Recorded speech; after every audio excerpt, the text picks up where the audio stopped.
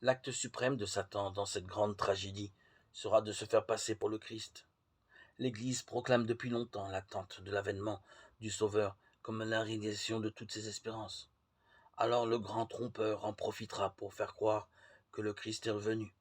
Satan se manifestera lui-même parmi les hommes sous la forme d'un personnage majestueux et étincelant de lumière ressemblant à la description du Fils de Dieu donnée par l'apôtre Jean dans l'Apocalypse 1, 13, 15.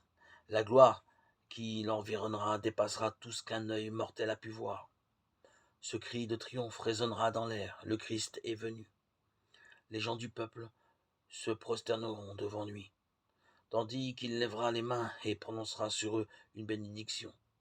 Sa voix sera doucereuse et contenue, et cependant mélodieuse.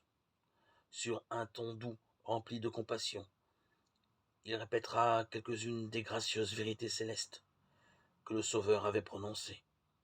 Il guérira les malades, puis, toujours en se substituant au Christ, il prétendra avoir transféré le Shabbat au dimanche. Il déclarera que ceux qui s'obstinent à honorer le septième jour blasphèment son nom. Ce sera la séduction suprême presque irrésistible. Des multitudes se laisseront tromper par cette manipulation et diront: cet homme-là est la puissance de Dieu, celle qui s'appelle la grande, acte 8, 10.